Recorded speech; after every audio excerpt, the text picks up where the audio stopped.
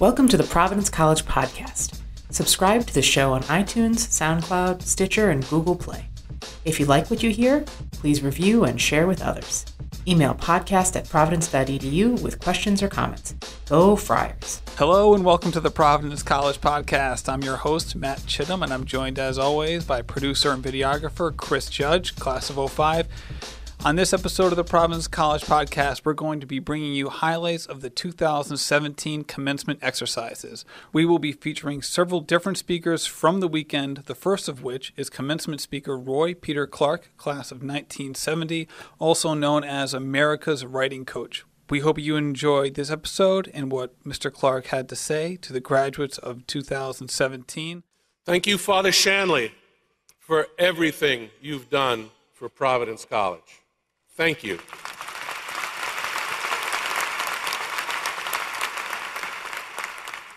Father, we know you can't be president of PC forever. So we have an idea. We think that somewhere down the line, you should consider running for president of the United States.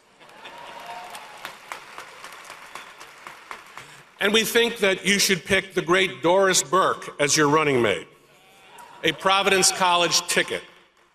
You have all the qualifications, you know how to raise money, you play golf, no one has seen your tax returns. I mean, come on, why not? Thank you, Providence College, for this honor, which I treasure more than a Pulitzer Prize. And thank you, class of 2017. It's my turn to honor all of you. I heard a rumor, and I'm not making this up, that I was not the first choice for speaker. It turns out that the college checked on the status of Lin-Manuel Miranda, the genius who created the musical Hamilton. Unfortunately, he's working with Disney on a remake of Mary Poppins. It was unavailable. I am cool with this. My brother Vincent Clark, class of 1974, is sitting right over there. He's one of Washington, D.C.'s most distinguished actors.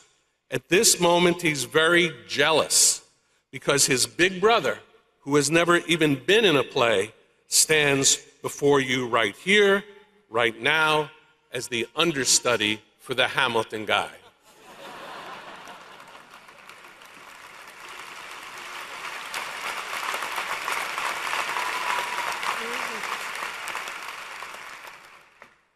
And believe me when I say, I'm not throwing away my shot.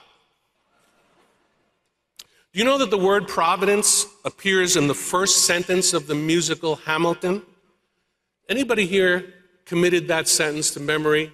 If you know it, all right, I'm going to recite it and mark the presence of the word Providence. It goes something like this. I'm going to do my best. How does a bastard, orphan, son of a whore and a Scotsman, dropped in the middle of a forgotten spot in the Caribbean by Providence, impoverished and squalor, grow up to be a hero and a scholar? How did I do, okay?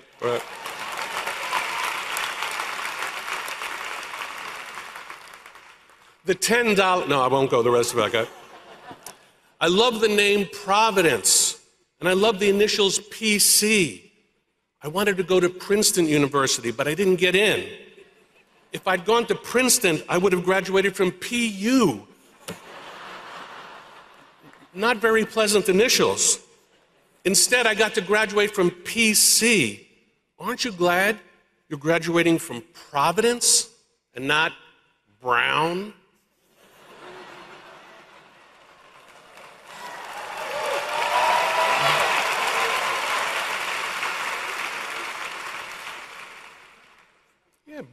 Brown. It's a great school, but who wants to graduate from a color, right? Think about how prominent the initials PC have become in the last half century, signifying everything from political correctness to personal computers. My name is Roy Peter Clark. I am Roy PC. I had no choice. The word Providence is a powerful name in both the American and Catholic traditions, coming from the Latin meaning to see ahead, to provide for. Roger Williams founded Providence as a safe haven from those for religious dissenters, refugees from those witch hunters in Massachusetts, one of the first American expressions of diversity and tolerance. And think of how much smaller we would be as a nation without Rhode Island pizza and clam cakes and quahogs. And I hear that Narragansett beer is making a comeback. I love returning to Rhode Island to hear my last name, Clark, pronounced like the timepiece, clock. Hickory dickory dock, my name is Roy Peter Clock. From the Catholic perspective, Providence is the Christian expression of God's grace and loving care for his children. It's the antidote to the idea that everything in the universe happens by accident, that life is a series of random events. I wouldn't trade the name Providence for any other college name in the world.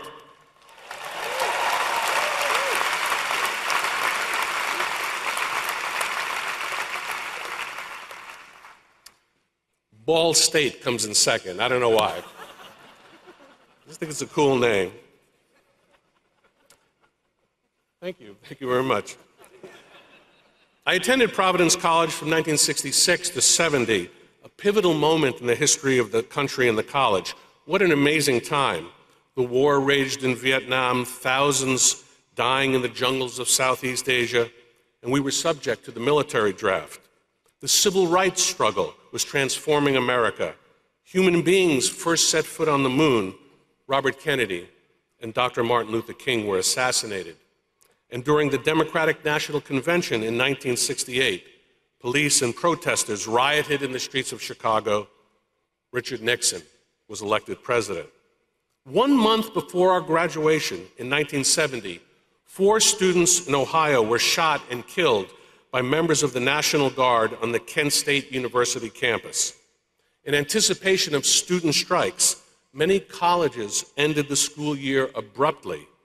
In the 100-year history of Providence College, only one class did not complete its full 4 years. Ours, the class of 1970. We were so conflicted about Providence College. We loved the college, but because we loved it, we fought hard to make it better. And I know you have too. Cheers to you for fighting for social justice, for diversity, for inclusion, for tolerance, for openness, for not being afraid to challenge accepted wisdom. I think you woke up the college, and I do mean woke. It's a student's responsibility to make a little trouble, as long as it is, in the words of the great civil rights leader John Lewis, good trouble. That's what we did. By the time we departed PC in 1970, strict social rules had been relaxed, the corporation running the college was reformed, the curriculum was modernized, and most important, the doors of the college were opened to women.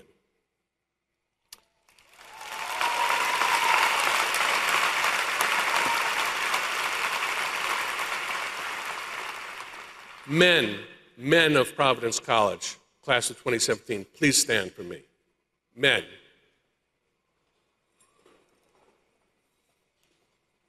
I salute you as my brothers. You've worked hard and deserve today's honors. For 100 years, the college has educated young men in the Catholic tradition, and I know you stand strong as the inheritors of that legacy. Cheers to all of you. So then.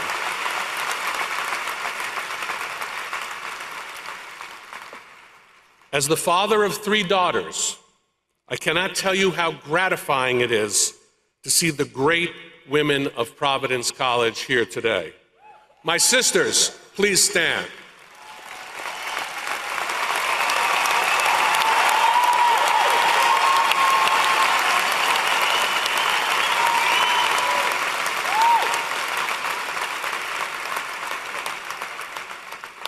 We are so proud of you. I want you to know that during my last semester at PC, I debated in public a member of the college administration. He argued against coeducation because he said, quote, "Women lack the intellectual rigor of men." I have a good memory, and I like to keep score. So what a pleasure it is for me to look out on the class of 2017 and declare in a strong voice in front of these magnificent women that I was right and he was so, so wrong.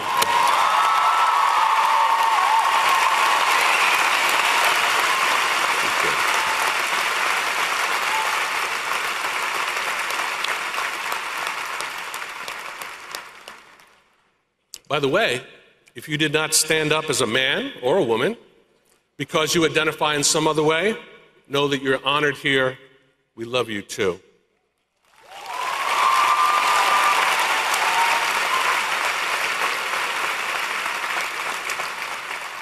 We had fun at Providence College. I played the keyboard in Rhode Island's hottest rock band, Tuesday's Children. We played the music of the day, Hendrix, The Doors, The Rascals, The Beatles, The Stones, all now in the Rock and Roll Hall of Fame. I know you have great music of your generation, but for just a moment, let me be the ghost of Providence College past and play for you one of my favorite party songs. This is a party after all. If you know the words, please sing along because I need your help. Let's see how this goes. This is the biggest gig I've ever played.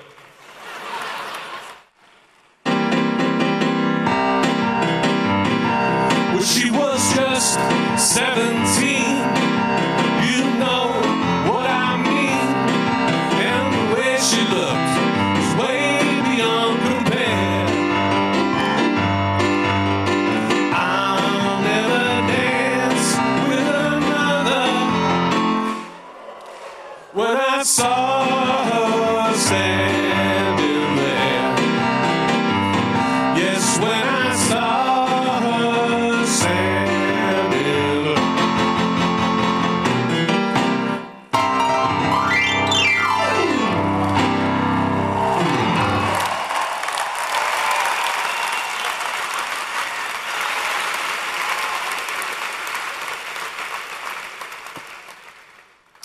Before you step out of the doors of the Dunk into the waiting arms of your loved ones, let me just share one idea with you, something I've only realized lately as I reached my 69th birthday.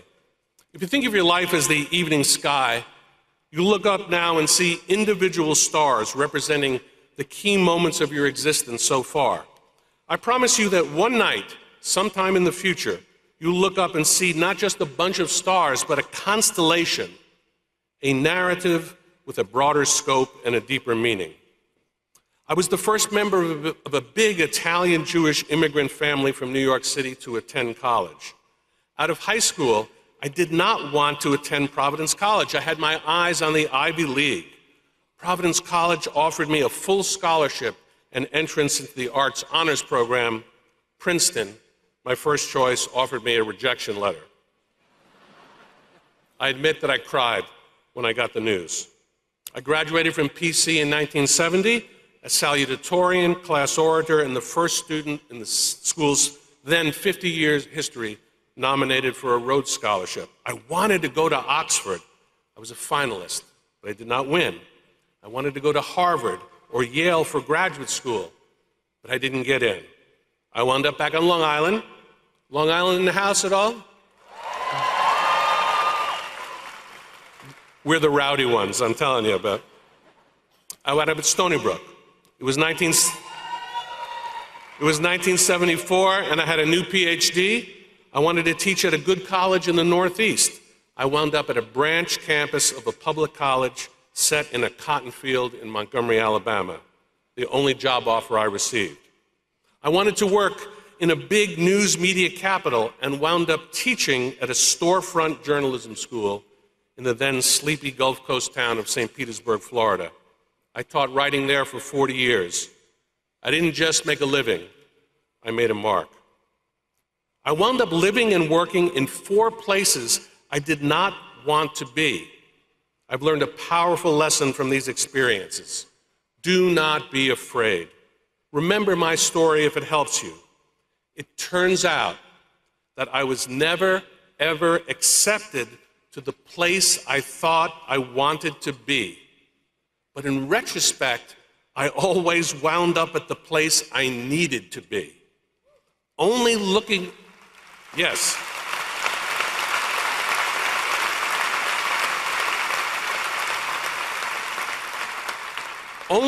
over my shoulder could I see that pattern. Time after time, what I experienced as disappointment became transformed into opportunity.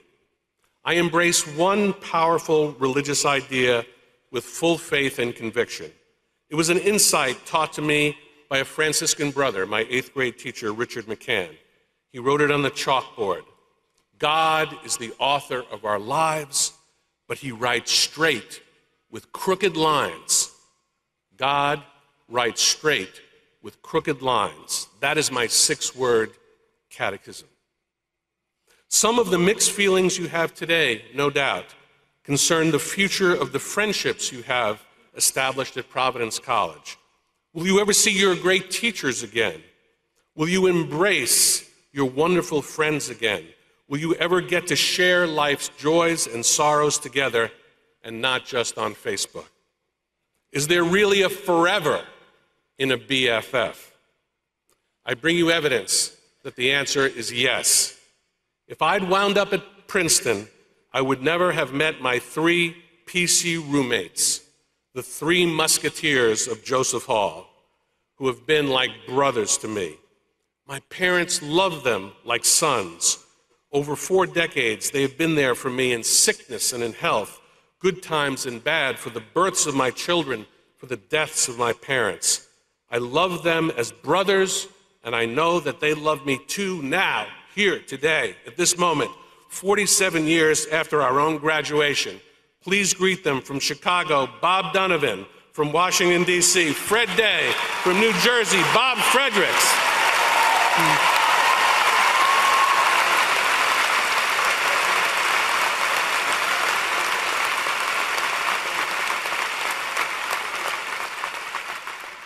May you all carry your PC friendships and your relations with your great teachers with you through the rest of your days. That leaves one last important piece of family business that I hope inspires you. In 1970, on any given day, there may have been 2,000 guys, students, teachers, Dominicans, strolling across the campus. There were no women students yet, no women teachers.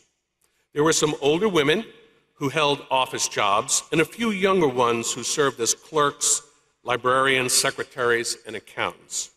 There could not have been more than 20 of these, 2,000 guys, 20 women. One of them became something of a legend on campus. She had long, straight golden hair and blue eyes.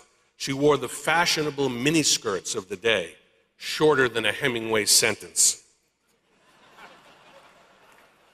Yeah, the check down is shorter than a Hemingway sentence. Use that again. Okay. From a working class family, she sewed her own clothes, and she had a great sense of humor. When a famously grumpy priest, treasurer of the college, suggested that her skirt was too short, she earned applause from the other women in the office when she responded, "Father, if you'd pay us more money, I could afford more fabric, and I could make longer skirts."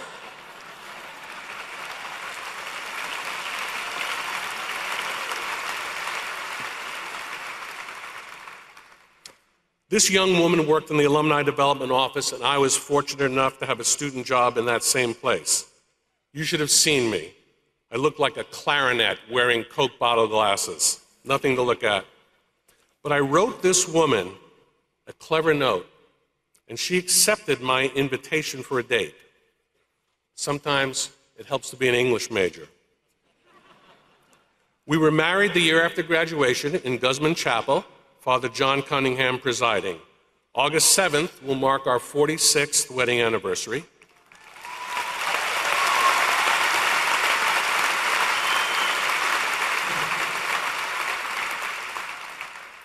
If I'd gone to Princeton, there would not be these 3 amazing and spectacularly complicated young women, Allison, Emily, Lauren, who are our daughters. I would ask her to please stand.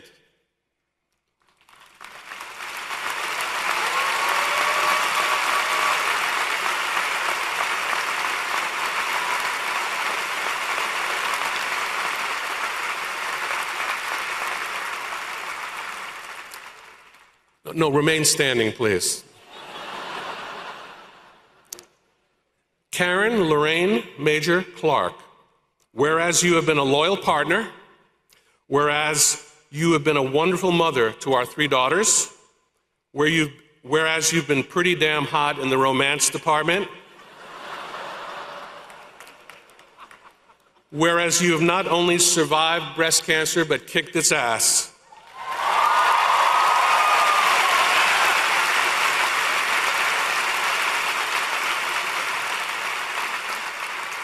by the power invested in me by the guys in the class of 1970, I bestow upon you an honorary degree, Doctor of Marriage and Enduring Love.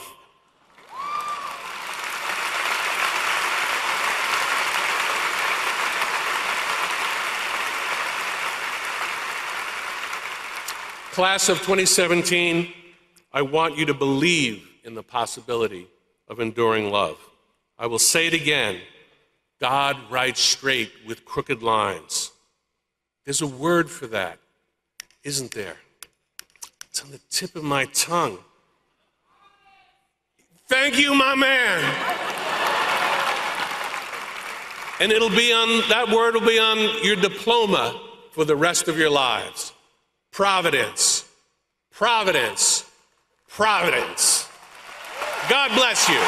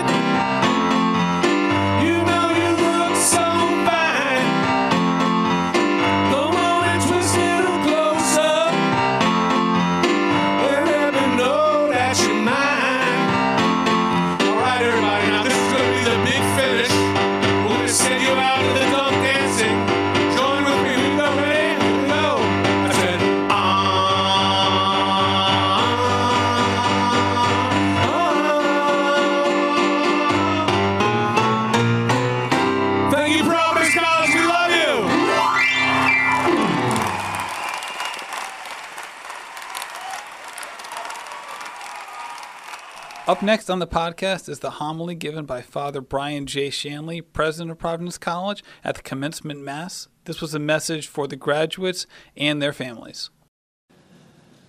The setting of this evening's gospel is the Last Supper.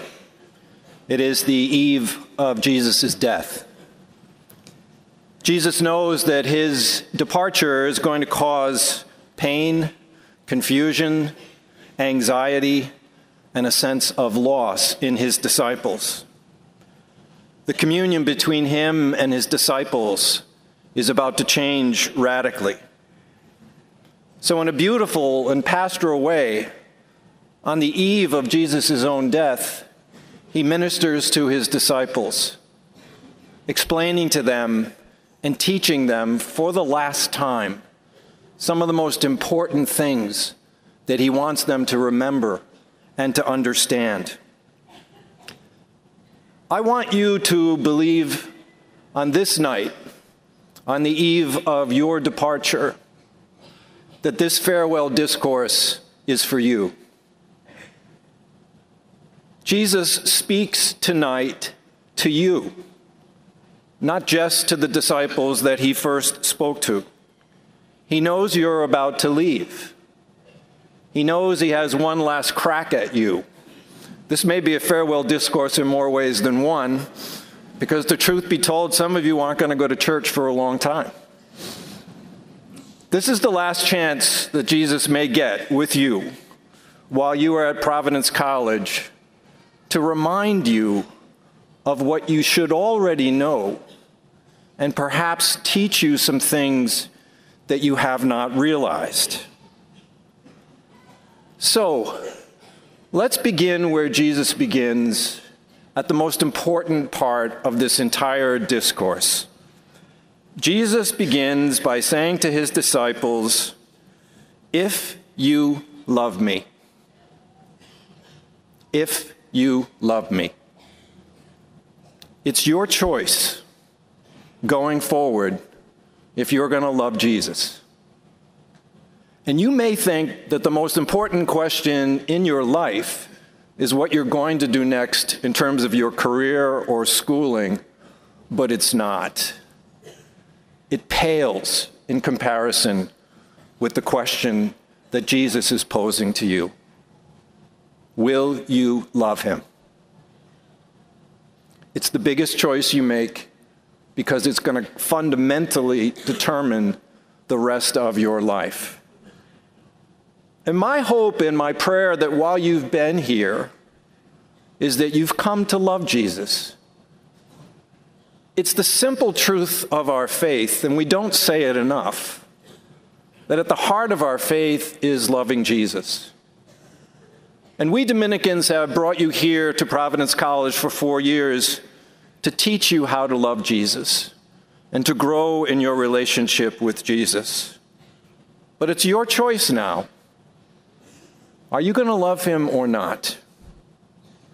That is the fundamental option for the rest of your life. And Jesus is posing it to you tonight. Will you love me? Will you stay in a relationship with Jesus? Will you walk with him as you go forth from Providence College? Then Jesus says, if you love me, then you'll keep my commandments. The two things go together. You can't love the Lord and not keep his commandments. And he tried many times with his disciples to remind them that the commandments are really simple. Love the Lord your God with all your heart and all your strength, and love your neighbor as yourself. That's it. You took ethics courses here. I teach an ethics course. If there's one thing you should remember as you depart from Providence College, that's the fundamental moral imperative of the rest of your life. Love God, love your neighbor. If you love Jesus, you can't help but do both of those. And that's your moral compass for the rest of your lives, if you love Jesus. The next thing that Jesus says to his disciples is he makes them a promise.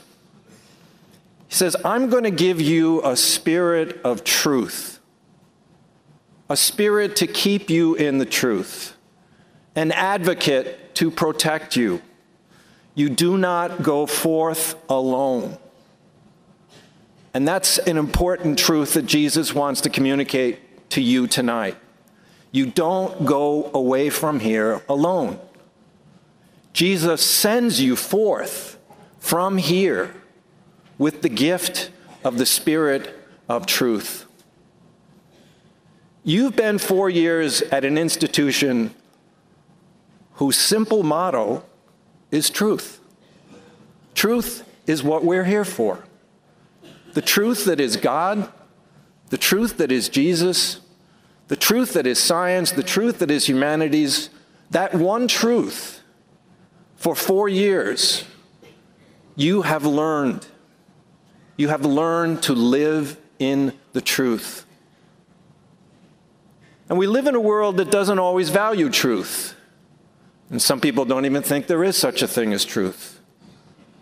We send you forth, God sends you forth with an anointing of the Spirit of truth. And God wants you to live in the truth. Finally, the last thing that Jesus says is that through the gift of that Spirit, he lives in you. You may try to walk away from Jesus. You may not choose Jesus. But Jesus won't walk away from you. He lives in you. He lives in you and he shares his life with you, his life to the Father through the Spirit. And your deepest identity, and the one that I hope you carry with you for the rest of your lives, is that you were created to image God. That's what God made you to be, his image. And his image in so many different lives that's going to play out as you lay out different narratives for yourselves. But each of you is called uniquely to be an image of God, to reflect God in your lives and in the holiness of your lives. So Jesus is trying to make it really simple for you as you go forth from Providence College, reminding you of what I hope you've already learned while you are here. You need to make a choice about Jesus. If you choose him, you're going to love God and love your neighbor. You're going to live in the truth. You're going to make your lives an image of God. And if you do that, you will always be together. I know it feels this weekend like you're pulling yourselves apart. And there's a way in which you are. You're going to different places. You may never see each other again, and I don't mean to be melodramatic. But there's something, if you choose it, that will keep you united. And that's Jesus. If you choose him and you let him live in you, you will always be together. You will never be apart. And you will come together again at the only Providence College reunion that will really matter, and that's heaven. Up next on the podcast is Victoria Timmel, one of the top 3 students in the graduation class of 2017. Victoria had a GPA of 3.98, and that was as a double major in biology and psychology with a minor in neuroscience. Her remarks were given at the academic awards ceremony on Saturday of Commencement Weekend. Providence College, a small Catholic liberal arts institution in Rhode Island with just about 4,000 undergraduate students. The place where I gained confidence not just in my academic abilities, but in the kind of reputation I want to uphold and the person I want to be. The place where I learned to be comfortable with myself, but also realized the importance of stepping out of my comfort zone. The place where professors pushed me to my limits, but were also there to catch me when I stumbled. The place where people opened their arms to me and took me in as I was, the place that became my home. Honestly, in my junior year of high school, if someone asked me where I was going to college, I had yet to even consider PC. But I thank God that I did. When my parents dropped me off at McVinney my freshman year, I was scared that I would somehow manage to mess up and do the whole college thing entirely wrong. Luckily, I realized the value and emphasis placed on community here at PC, not just with the students, but also my professors and other faculty members that have been by my side and hope for my success along the way. At the end of the tours I would give on campus, I would always say, hands down, the best thing about PC is the people. I think this is something that is quite unique to Providence College. Students here genuinely want to see each other succeed. There's never been a time when I've struggled to find someone who wasn't willing to help me with my homework or look over a paper idea or to hold a door open for me when I'm still 100 feet away. Everyone here works together and views each other as equals, which I think speaks to the quality and respect we have for the education and opportunities we have been given at PC. This sense of family and togetherness applies not only academically, but also to social life on campus. The extracurricular events here are endless, and we've been able to participate in just about anything we're passionate about. In activities as widespread as scuba diving club, to creating your own radio show, to inner tube water polo. Something that has made this all possible is the size of the school. Small enough that you could catch up with several friends when walking in between classes, and big enough that I've made relationships with people for the first time just this semester. Though we're a small school, we've made a great name for ourselves, both academically and athletically, as we've all witnessed multiple Big East championships, as well as our men's hockey team winning the national championship. We're all proud to be Friars. College flies by in the blink of an eye. One minute you're that timid little freshman looking to find friends to eat with in the dining hall, and before you know it, you're filling out applications for full-time jobs. A day like today provides a perfect opportunity to reflect on who you were 4 years ago. Think about how much you've accomplished that you never would have expected. Think about how your aspirations might have been altered or changed entirely. Think about what your next step might be and how much closer you are now to reaching your final goals. I think it's important to recognize that none of us could be sitting in these seats today had we gone it alone, and today's a greater day than any to show our appreciation. I'd like to thank Father Nick and our research lab for teaching me more about yeast than I ever thought possible, and for welcoming me into a group of people that really appreciate hard work and one another. I'd like to thank all the intramural teams that took me on, even though I wouldn't contribute one thing athletically to the team. I'd like to thank Friars Club, the biggest huggers on campus, and the most supportive second family I could have asked for. I'd like to thank my freshman year roommate for putting up with me when I would wake her up all the time after staying up late studying. I'd like to thank my parents for sticking with me through it all and for always being my biggest source of encouragement and love. And I'd like to thank my classmates and peers for being so approachable and kind. No matter where we all end up, I'm blessed to have made lifelong friends that I know I can turn to at any stage in our futures, which Providence College has prepared us well for. A small school with a massive heart, and I'll be forever grateful. Go Friars. Up next on the podcast is Senior Class President Gretchen Barrett. These remarks were given at commencement at the Dunkin' Donuts Center. Welcome, parents, family members, friends, faculty, staff, alumni, honored guests, and of course, the graduating class of 2017. In just a few minutes, we will each walk across the stage and receive our diplomas. In essence, the diploma signifies the 120 credits we accomplished, the 4 semesters of Civ that we all struggled through, the many core requirements, and finally, the academic excellence that we all achieved. But we know that there is so much more, experiences beyond what is represented by that simple piece of paper. To us, it is the sleepless nights spent in the best club on campus, Phil, also known as the library. The panicked phone calls to a friend asking if the paper is really due in 4 hours. It's the group project that might have made you lose faith in all group projects. And it's finally managing that A in your last semester of Civ entirely due to your participation in seminar.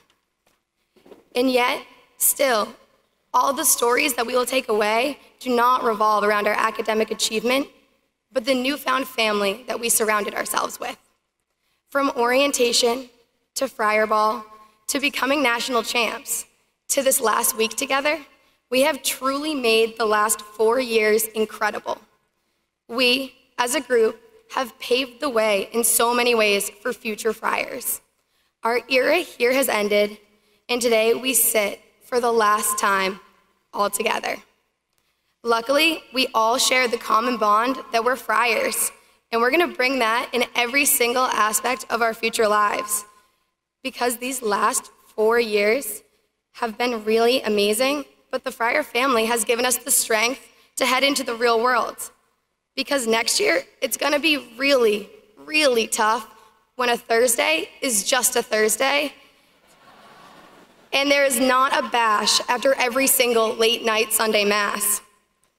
But we all also have to remember our other family, the ones that allowed us to experience Providence College and made this all possible for us. So thank you for all your support each and every day, Mom and Dad, and everyone here around us that continues to support us in each way imaginable. And really today, I couldn't find one story that is able to narrow down 4 full years worth of memories. So let me just say this. Each of you is heading off towards something really amazing, and I'm so grateful to be able to tell you in person that I really hope you get there. Congratulations, class of 2017. Thank you for listening to this episode of the Providence College Podcast. If you want more information about the 2017 commencement, please visit providence.edu. Thanks again, and go Friars.